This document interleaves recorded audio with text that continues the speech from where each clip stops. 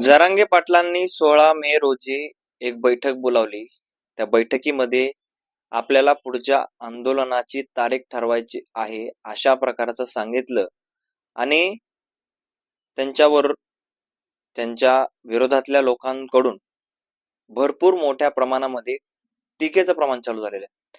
त्याच्यामध्ये बटुळे बाबा म्हणून एक आहेत. बटुळे बाबा जे जरांगे पाटलांच्या विरोधात काही वेळेस बोललेले आहेत आणि ते खूप प्रसिद्ध झाले होते त्यावेळेस.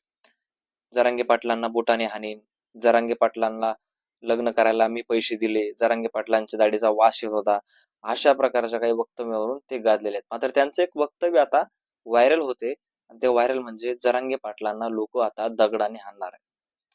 नेमके काय घडले, जरांगे पाटलावर बटुळे बाबा असं का बोललेत आणि जरांगे पाटलांचं नेमकं आता कोणतं आंदोलन होणार आहे, ह्याची सगळी माहिती आपल्याला या व्हिडिओमध्ये संपूर्ण पाहायची आहे. नमस्कार, मी रणजित. मुद्दा हक्काच्या या चॅनलवर तुम्ही नवीन असाल तर चॅनलला सबस्क्राईब करा, कारण आपल्या चॅनलवर आपण असेच वेगवेगळे विविध माहितीपूर्ण व्हिडिओज खास तुमच्यासाठी बनवत राहत असतो. मंडळी, मनोज जरांगे पाटील एक आंदोलन करते. मराठा समाजामध्ये जे कितीतरी वर्षाचा 70 वर्षाचा लढा होता की मराठ्यांना आरक्षण मिळालं पाहिजे. मराठा जे गोरगरीब मराठा आहेत त्यांना त्यांच्या शिक्षणाचा हक्क मिळाला पाहिजे आणि त्यांची जी मुलं आहेत, त्यांची जी पिढी आहे, ती पिढी कुठेतरी पुढे येऊन शिकली पाहिजे, सवरली पाहिजे. अशा प्रकारचं एक मनोज जरांगे पाटलांचं ध्येय होतं किंवा मराठा समाजाचं स्वप्न होतं आणि ते स्वप्न सत्यात उतरण्यासाठी आजपर्यंत मराठा आरक्षणासाठी कितीतरी बलिदाने केलेले आहेत. कितीतरी लोकांनी आपले जीव दिलेले आहेत आणि जीव देताना स्वतःचा विचार तर केलाच नाही, पाठीमाग फक्त एका लोकांचा विचार केला, समाजाचा विचार केला, मराठा समाजाचा विचार केला आणि स्वतःचा जीव दिला. कितीतरी पाटील येऊन गेले, त्या पाटलांनी लढण्याचा प्रयत्न केला, मात्र लढताना त्यांना इतका विरोध झाला, इतकी काही गोष्टी त्यांच्यासोबत घडण्यात आल्या की त्यांनी हा मराठा आरक्षणाचा लढा सोडून दिला. पण मनोज जरांगे पाटील हा माणूस खूप वेगळा आहे. 2011 पासून हा माणूस या चळवळीमध्ये आहे. स्वतःचं घर परिवार सोडून फक्त मराठा समाजासाठी लढायचंय. मराठा समाजाच्यावर जिथं कुठं अन्याय होईल, महाराष्ट्राच्या कानाकोपऱ्यात देशभराच्या कानाकोपऱ्यात मराठा समाजाच्या एकाही माणसावर जरी अन्याय झाला तरी मनोज जरांगे पाटील आणि त्यांचे जे काही कार्यकर्ते आहेत ते तिथं पोहोचतात आणि त्यांना न्याय देण्याचा प्रयत्न करतात.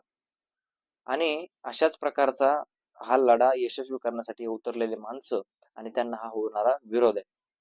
आता जरांगे पाटलांनी 16 मे रोजी एक बैठक घेणार आहे. त्यानंतर आपल्याला एक आंदोलन करायचंय. काही कोणी प्रमाणपत्राचा मिळवण्याचा वेग वाढवायचा आहे. म्हणजे जो वेग कमी झालाय तो प्रशासनानं वाढवावा, अशा प्रकारचं मनोज जरांगे पाटलांचं या आंदोलनामागचं हेतू आहे. म्हणजे हेतू तर साध्य झालेला आहे. कुठं त्यांना आरक्षण तर मिळालेलं आहे, पुनर्विवाह प्रमाणपत्र तर मिळायला सुरुवात झालेली आहे, मात्र त्याचा जो वेग आहे ना, तो वेग खूप कमी आहे, अशा प्रकारचं म्हणणं श्री मनोज जरांगे पाटलांचं आहे आणि ते दिसायले सुद्धा. म्हणून मनोज जरांगे पाटलांचं वक्तव्य किंवा मनोज जरांगे पाटलांनी 16 मे रोजीचे आंदोलन कशामुळे पुकारलेले आहे, तर ह्या वेग वाढवण्यासाठी पुकारलेले.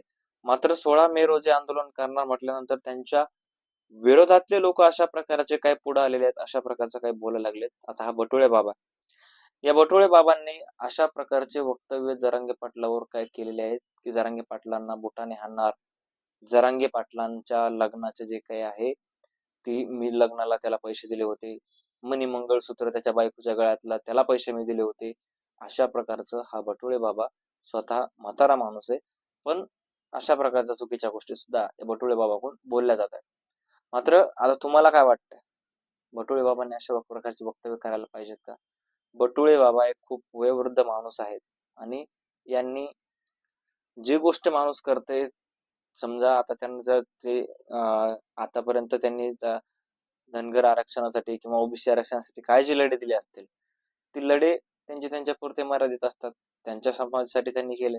मात्र मनोज जरांगे पाटील स्वतःच्या समाजासाठी, मराठा समाजासाठी जर करत असतील तर त्यांनी हा विरोध करायला नाही पाहिजे. कारण याचं कारण बे कारण मनोज जरांगे पाटील कधीही कुठल्याही समाजात जर विरोध करत नाहीत, कोणी आंदोलन करायला जरी बसलं तरी ते विरोध अजिबात करत नाहीत. त्याच्यामुळे हा विरोध कमी व्हावा हीच आपली इच्छा आहे. तुम्हाला काय वाटते या बटुळे बाबावर आणि या लोकांवर? तुमचं मत कमेंटमध्ये नक्की कळवा. भेटूयात नवीन व्हिडिओमध्ये. तोपर्यंत धन्यवाद.